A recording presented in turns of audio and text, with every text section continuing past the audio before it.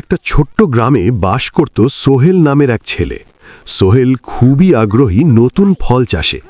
একদিন সে বাজারে গেল এবং একেবারে রহস্যময় ড্রাগন ফলের গাছ দেখল।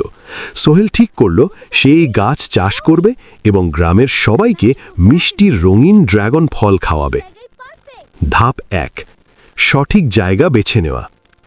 সোহেল প্রথমে বাগানের জন্য সূর্যের আলো ভালো পাওয়া যায় এমন জায়গা বেছে নিল।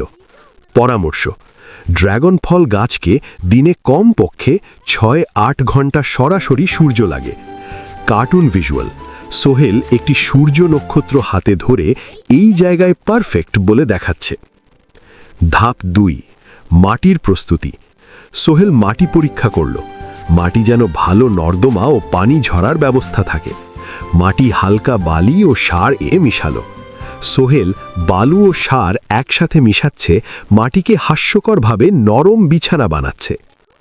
ধাপ 3, চারা লাগানো। সোহেল চারা কিনল। প্রতিটি চারা 3-5 ফুট দূরে লাগালো।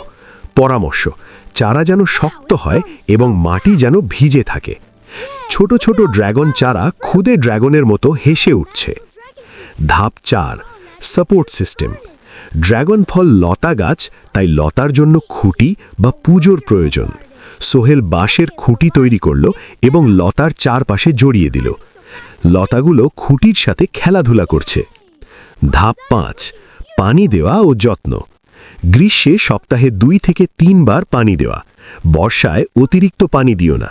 মাটি যেন ভিজে থাকে কিন্তু জল ভরা না হয়।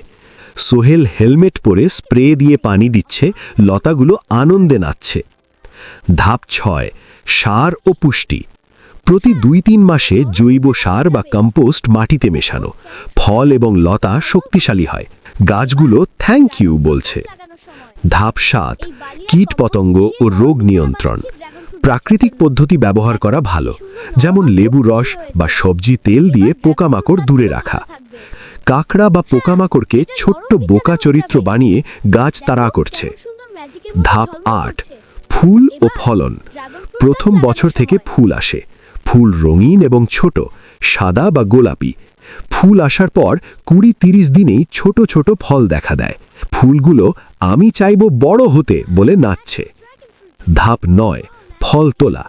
ফল তখনই কাটা উচিত যখন রং গাঢ় লাল বা গাঢ় গোলাপি হয়ে যায়। সোহেল ফল কেটে হাসছে আর ফল হুররে চিৎকার করছে। গল্পের শিক্ষা বা মোরাল: সাবধানে যত্ন নিলে, ধৈর্য ধরে কাজ করলে ফল অবশ্যই মিষ্টি ও বড় হয়। প্রকৃতির সাথে বন্ধুত্ব করলে সব কাজ আনন্দদায়ক হয়।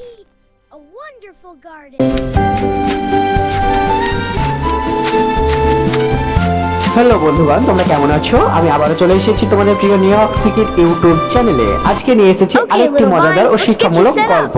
এই ভিডিওটি তোমরা দেখতে পাবে একটা দারুণ অ্যাডভেঞ্চার, মজাদার ঘটনা আর সঙ্গে থাকবে খুবই খুবই গুরুত্বপূর্ণ শিক্ষা।